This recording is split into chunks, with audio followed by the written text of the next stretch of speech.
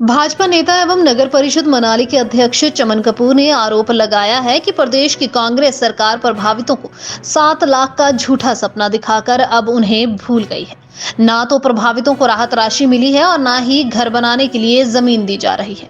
यह आरोप उन्होंने बीती शाम मंडी में आयोजित पत्रकार वार्ता के दौरान लगाया। चमन कपूर ने कहा कि जिस तरह से कांग्रेस सरकार झूठ बोलकर सत्ता में आई थी, ठीक उसी तरह से प्रभावितों के साथ भी 4500 करोड़ के राहत पैकेज का झूठा सपना दिखाकर छल किया गया है। बेहतर होता कि सरकार पैसों से पहले प्रभावितों को जमीन देती। जिन चंद प्रभावितों को 3 लाख मिले हैं, उनका यह पैसा जिंदगी की नई शुरुआत में खर्च होता जा रहा है। जब तक सरकार जमीन देगी, तब तक इन प्रभावितों के हाथ खाली हो चुके होंगे और घर नहीं बन पाएंगे।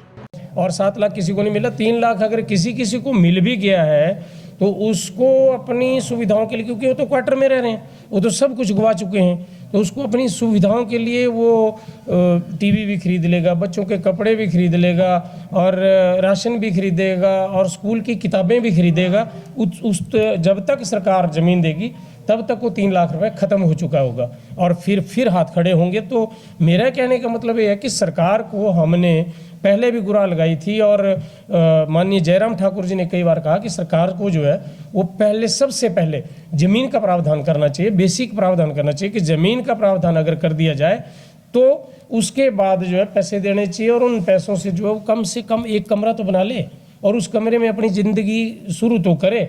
हाँ, टेंट जयराम ठाकुर जी ने बांटे, हमने सब जगह बांटे, लेकिन उसके लिए जगह चाहिए भाई। जगह ही अगर सरकार नहीं देगी तो लोग सड़कों पे ही रहेंगे। और ऐसा नहीं है कि सरकार लॉलीपॉप दे के और इस मुद्दे को जो है वो दबा ले, और हम उन जितने भी प्रभावित हैं उनके साथ खड़े हैं और अगर ज़रूरत पड़ी तो हम हर जिला मुख्यालय पे धरना प्रदर्शन भी करेंगे और इन सब को इकट्ठा करेंगे और इनसे अपना हक मांगेंगे। लेकिन उस 3 लाख में भी काफ़ी भाई भतीजावाद हुआ और इतना भाई भतीजावाद हुआ कि बाद में उनको जो दे भी रहे थे थोड़ा बहुत, इवन कि आप मंडी जिला की बात करें तो वो सहायता रोक दी गई और वेरिफिकेशन का काम चल पड़ा कि उसमें वेरीफाई किया जाए। आखिर वो कब तक वेरीफाई करेंगे? कब उनको, जब सर्दियां आ जाएंगी और लोग जो है सड़कों पे उतरने को मजबूर हो जाएंगे, तब उनको सहायता मिलेगी क्या? वेरिफिकेशन का भी प्रोसेस जो है जल्दी होना चाहिए कि अगर लगता है उनको कि हाँ जी उन्हीं के लोगों ने हेराफेरी करी है और वेरिफिकेशन ठीक ढंग से नहीं हुई है तो वेरिफिकेशन जल्दी होनी चाहिए।